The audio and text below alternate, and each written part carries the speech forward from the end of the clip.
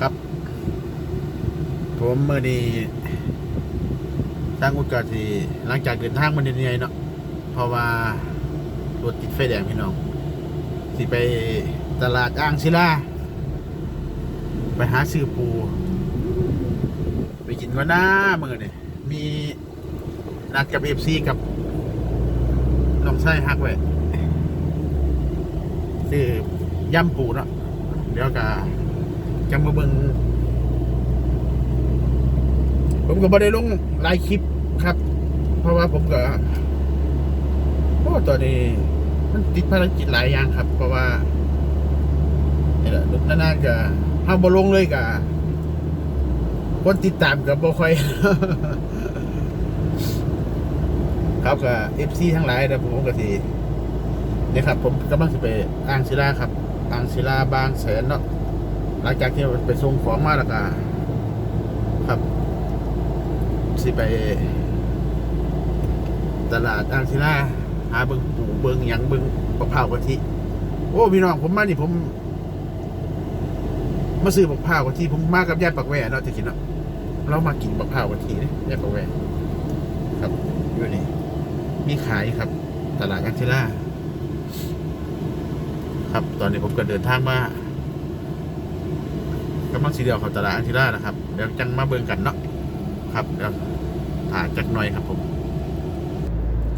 ครับทางอุตรเลี้ยวเข้ามา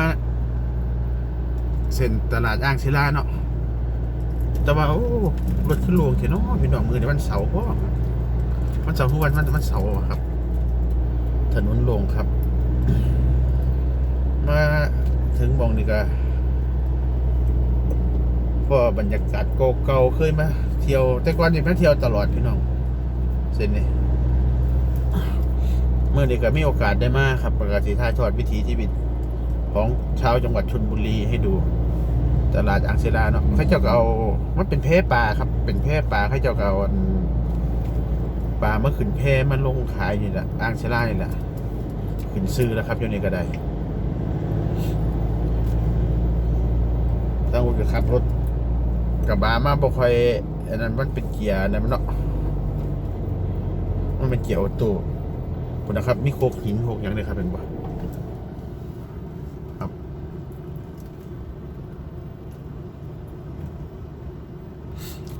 การเดินทางของช่างอู๊ดก็ผมจะเห็นไปเรื่อยๆต่อไปช่อง YouTube ก็จะมีคนติดตามก็ฝากติดตามฝากกด Subscribe ด้วยนะครับเพราะว่าช่วงนี้มันก็เป็นช่วงที่ไม่ได้ลงคลิปเลยช่วงนี้เพราะว่าผมก็ไม่ชอบกินอาหารเท่าไหร่หรอกพี่น้องให้เขากินอาหารกินนั่นนะผมว่าบางที่มันก็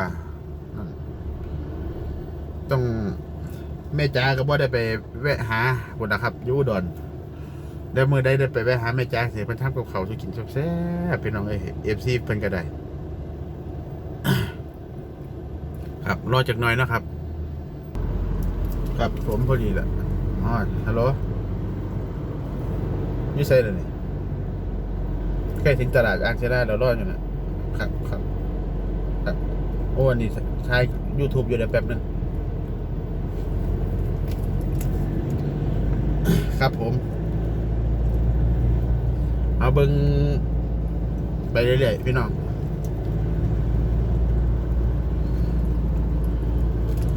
จะเข้าตลาดอ่างศิลาครับเนี่ยโอ้บางโคกหินพี่น้องเอ้ยเบิ่งดูเดี๋ยวผมจอดให้มึงซื้อโคกไปสะบอมั้งคนนะรูปสิงแกะสลักครับตัวใหญ่ๆนี่แหละครับอ่างศิลาหินโคกอ่างศิลาหินอ่างศิลาครับเบิ่งครับแต่ว่าบ่ได้ลงไปถ่ายดอกเขาเจ้ากันนั่งแต่ว่าผมขับรถจนเนาะครับเห็นปะเพราะว่าต้องรีบครับมีนัดด่วน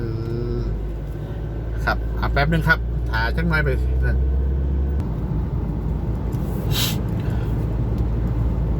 ครับดูบรรยากาศไปเรื่อยๆครับก็ใกล้จะถึงตลาดอ่างศิลาแล้วนะครับ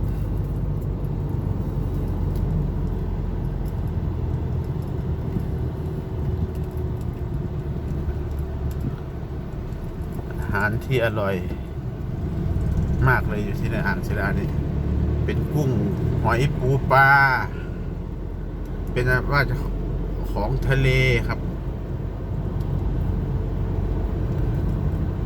ไปใช้มาใช้ผู้เดียวกับสะดวกอีกอย่างหนึ่งพี่น้องมาต้องไม่ผู้ใดมาจมมาบนเนาะนี่ครับสองฝั่งทางเขาก็ขายของฝากเป็นร้านขายของฝากเนาะเป็นพวกคกหินอ่างศิลาครับ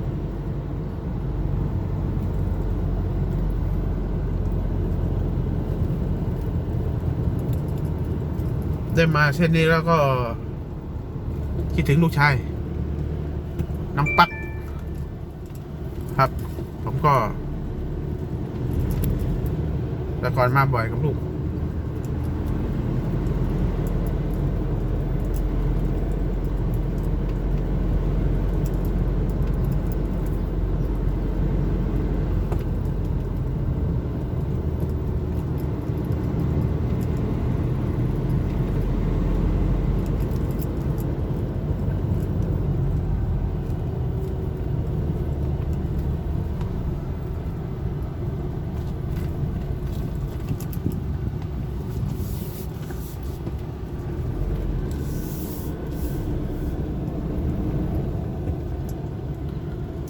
ลำเพอครับผมก็เดินทางมาถึงอ่างศิลาแล้วนั่นแหละครับเห็นไหมครับสะพานตรงนั้นเขาปิดปรับปรุงนะครับแต่ก่อนเขาก็ขายของอยู่ตรงสะพานนะตอนนี้เขาปิดปรับปรุงใหม่นะครับขายพวกของพวกปลาพวกปลาหมึกพวกอะไรอาหารทะเลมีของฝากเดี๋ยวแป๊บนึงหาที่จอดก่อน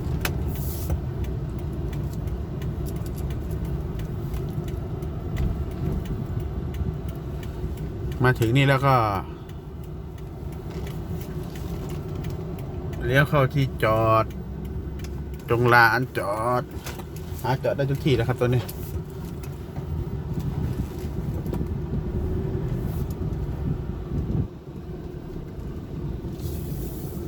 ครับ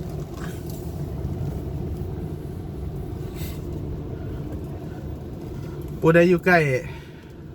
อ่างศิลาชลบุรีFCทางอุดมาเด้อครับมาแวะมาเที่ยวหากันครับผมก็จอดรถก่อนชลบุรีเป็นเมืองที่น่าอยู่ครับดูสวยงามตามท้องเรื่องครับผมก็มาถึงตลาดศิลาแล้วครับเนี่ยครับก็ดูโอ้น้ำมันลดนะครับเนี่ยตรงนี้น้ำลดครับตรงนั้นแต่ก่อนนี่จะเป็นแพปลานะครับยาวไปถึงนั่นนะครับเป็นชาวบ้านเขาก็เลี้ยงหอยแมงผู้หอยอะไรกันอยู่ตรงนั้นนะครับเห็นไหมครับครับเดี๋ยวผมจะเดินไปตลาดครับ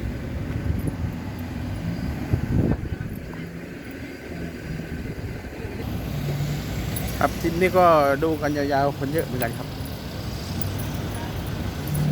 ครับเยอะครับนักท่องเที่ยวครับ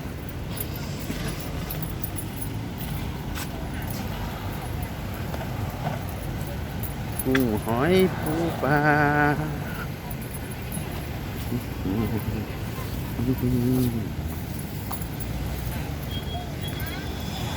กินหญ้าอ่อนนอนน้ำใส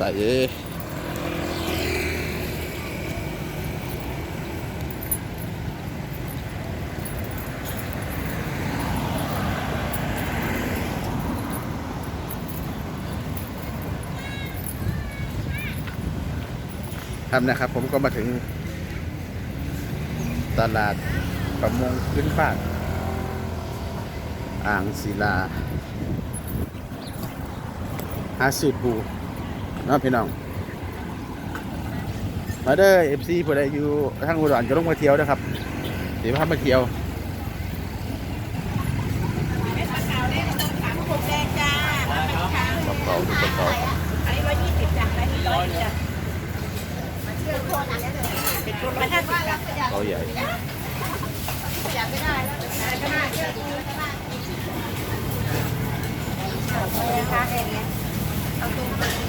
คนเยอะคนเยอะเอาล็อกไหนดีพี่น้องครับ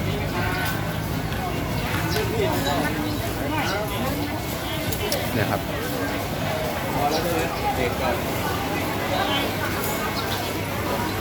โอ้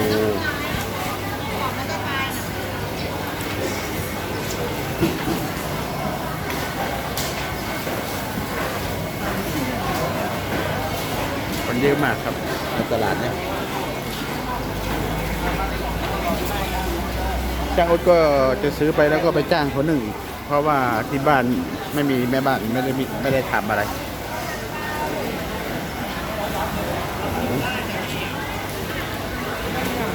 ของน่ากินนะครับเยอะแยะเลย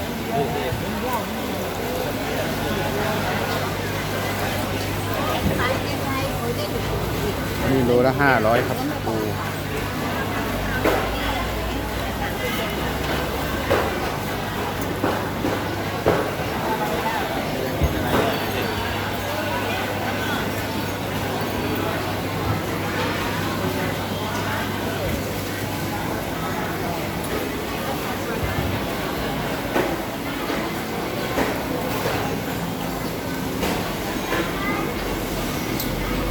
อันนี้2 โล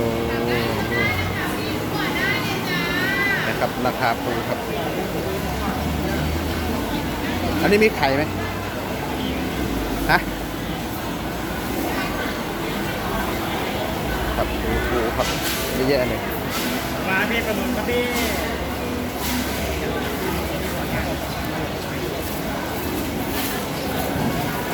มียำไข่แมงดาด้วยโอ้คนเยอะพี่น้องคนเยอะเ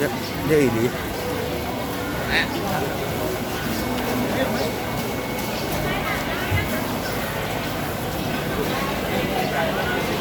เที่ยวเนื้อเมื่อปีก่อน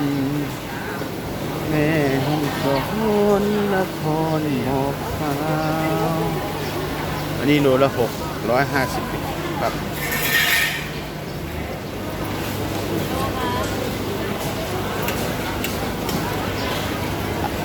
อันนี้นึ่งให้ด้วยเหรอครับเนี่ยรับจ้างนึ่งมีไข่ไหมครับเนี่ยมีไข่ไหมโลละ520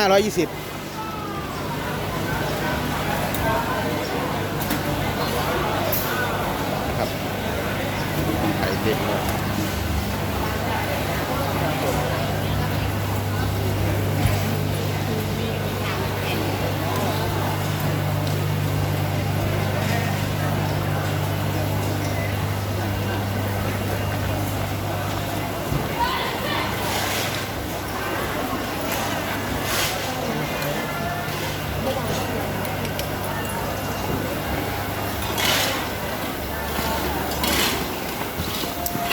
วันนี้ปูแพงพี่น้อง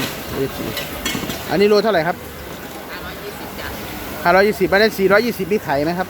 มีเหมือนกันจ้ะคนกันตัวอย่างเดียวจะมีไข่ เอาอันนี้520ครับคนกันครับในช่างอุดก็ อันนี้ทุกตัวใหญ่จัมโบ้เอา520ที่2 โล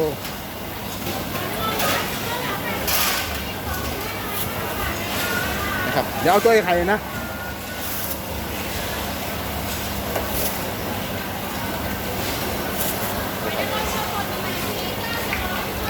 มีที่นึ่งไหมครับนึ่งเลยใช่ไหม นึ่งเลยเท่าไหร่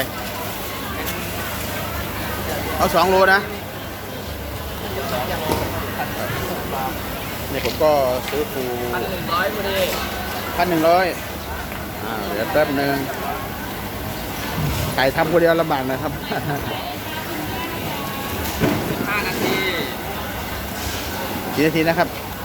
5 นาทีครับเดี๋ยวเดินไปเอาเดี๋ยวผมไปถ่ายคลิปก่อนเดี๋ยวเอาจ้างช้อนก่อนก็ได้ตอนนี้ท่านซื้อแล้วก็เขานึ่งให้เดียวครับนะครับ ก็ซื้อตัวเนี่ย520 บาท2 โลก็เป็น 1,100 บาทครับดูแพงนะครับซื้อไปฝากลูกน้องก่อนครับก็ดูไปเรื่อยแล้ว15 นาทีผมก็กลับไปเอาแล้วก็ตามน้ำจิ้มให้นะครับน้ำจิ้มเอาไปขวดบ่อันนี้ขวดจักบาทเนี่ยอันนี้ขวดละ100นะครับผมก็เสียขวดนะครับเอาขวดนี้ก็ได้ครับครับมันเปรี้ยวหวานหมดเฮ้ยยังไง อันนี้มันจะเปรี้ยวหวานอันนี้มันเปรี้ยวเนาะกินกัน เอาเปรี้ยวหวานบ่ได้บ่ดีบ่ เปรี้ยวหวานเนาะ เออ ทุกเอายางมะกรูดใส่พี่ ฮะ เอายางมะกรูดใส่ ยางน้ำขวดก็ได้ คนมากลายกับกินสีแดงคนมา ครับ เปรี้ยวมัน ผมก็มาซื้อน้ำจิ้มกับแม่ค้าเพิ่นแม่ค้าอยู่จังหวัดใดคือบอกอีสานเด้ โอ้ยไม่กล้าบอกเล่าเลยจ้ะ ของลาว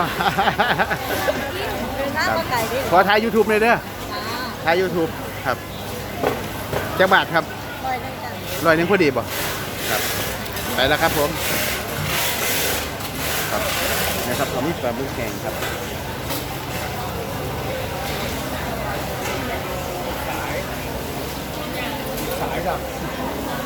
ครับถ้าเรามาถ่ายทำอย่างนี้ก็บางครั้งเราก็ต้องขออนุญาตเขาเกิดเขาไม่ให้เราถ่ายเราก็นะครับ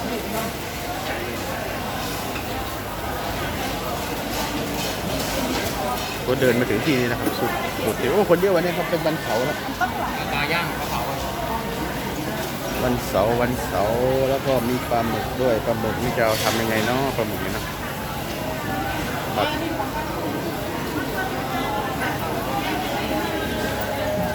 เดี๋ยวพาเดินดูบรรยากาศรอบๆอ๋อที่นี่ก็ไม่แพงปูไข่แน่นครับแล้วจะให้เขายำให้เลยนะนึ่งยำ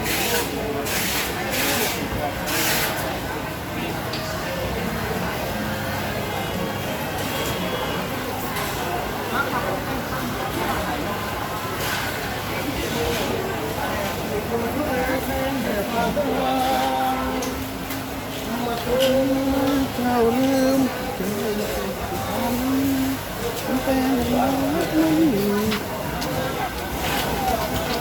ื้อดิ คนเยอะครับคนเยอะปลาหมึกสองข้างทางก็ต้องมีกุ้งหอยปูปลาอันนี้ไข่ดอง ผมก็จะซื้อไปชิมดูไข่ดองครับเอฟซีอันนี้ไข่ดองปูไข่ดองนะครับ ปูไข่ดองครับผม ขายยังไงครับ กล่องละ320ครับผม กล่องละ320 ครับน้ำจิ้มให้ครับผมน้ำจิ้มน้ำปลา ครับแล้วผมก็จะซื้อไข่ดองไปลองดูเอากล่องนี้ครับ ครับเนี่ยครับไข่ปูดองครับ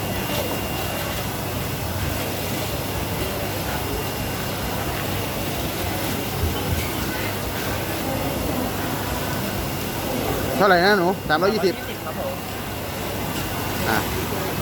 ครับผมถ่าย YouTube หน่อยนะ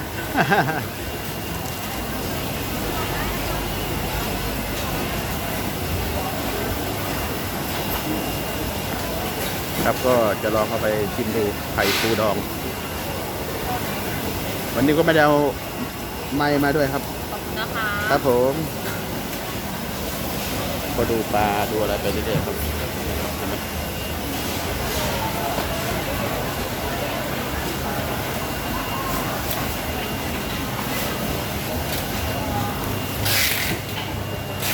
ของน่ากินจังโอ้นี่เดินไปดูหลายๆที่มันก็ไม่ค่อยแพงนะครับ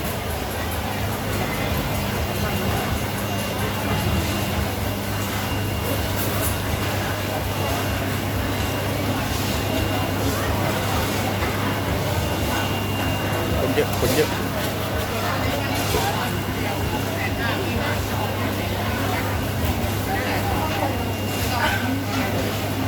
สงสัยข้างหน้าคงจะไปไม่ได้แน่นนะครับผมต้องกลับ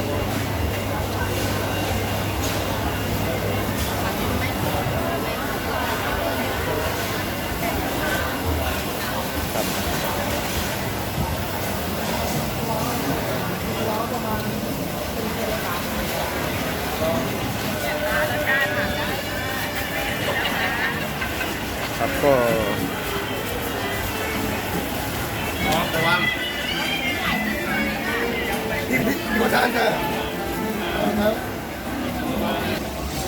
ครับก็มาซื้อหมึกกระตอยเดี๋ยวแป๊บนึงนะแป๊บนึงถ่าย YouTube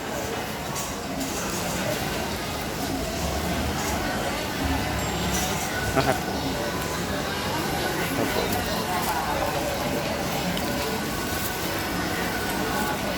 เดี๋ยวดูบรรยากาศไปรอบๆครับครับถ่ายไปถ่ายมาไม้กันสั่นแบตเตอรี่หมดไม่ได้ชาร์จเพราะว่าไม่ได้เอาอันนั้นมา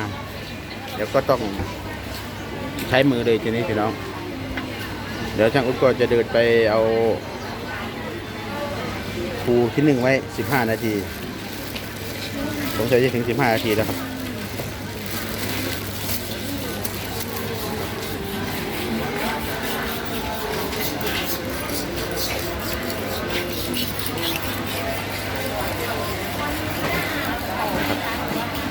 ร้านหมึกกระตอยผมก็ซื้อไป200 บาทครับอันนี้เป็นหมึกสดหรือแม่ที่เอามาทำครับหมึกสดใช่ไหมครับ ใช่ค่ะ อันนี้เขามาต้มแล้วเขามาอบ อ๋ออร่อยครับอร่อยเขาเอาไปผัดก็ได้นะ ทอดกระเทียมพริกไทยผัดกะเพราก็ได้ ครับ ตอนนี้มันจะไม่เหนียวไม่แข็ง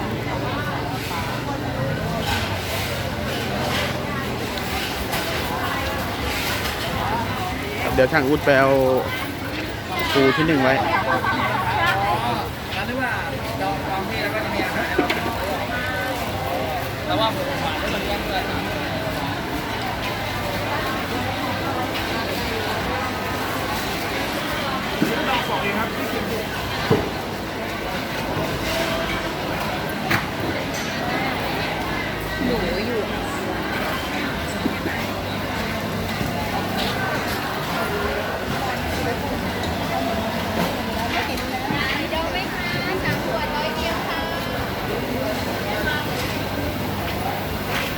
แกได้ยังครับ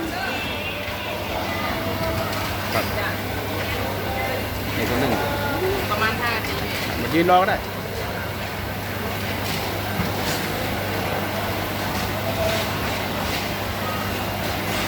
อันนี้โลละ600ปูไข่เนื้อโลละ600ครับปูม้าเนื้อโลละ580แล้วก็โลละ580ถึง2 โลอย่างนี้นะครับครับ ตอนที่ผมขายให้ อ๋อตอนนี้มันเต็มที่ผมขาย520เนอะอันนี้ทำไมพลิกไป เสียแค่นี้ อ๋อเนี่ยครับไข่แน่นๆเลยนะครับ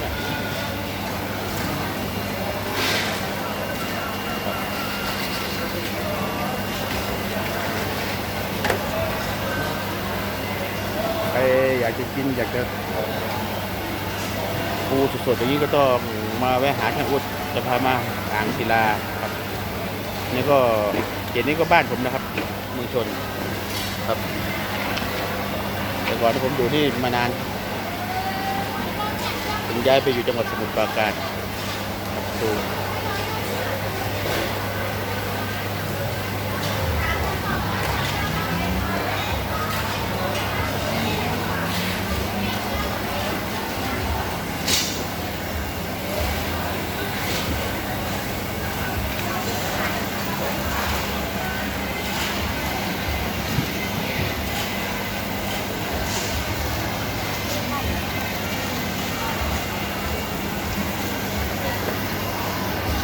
นี่ก็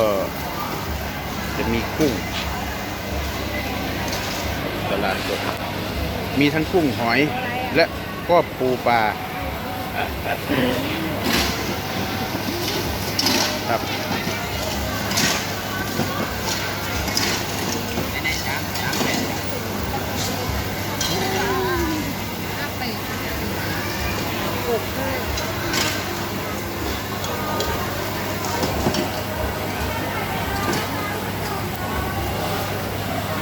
ต ส่ของเสร็จแล้วครับเห็นไหมครับ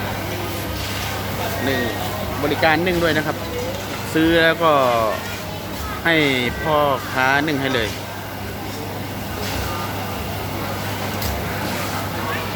ครับ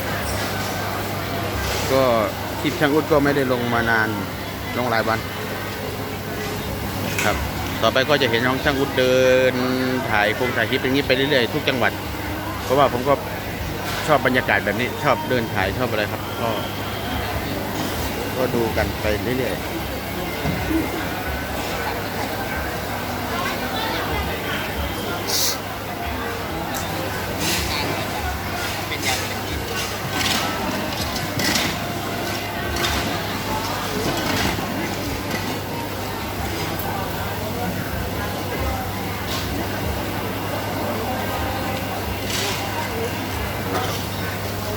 ก็ถูกนะครับ2 โลละ580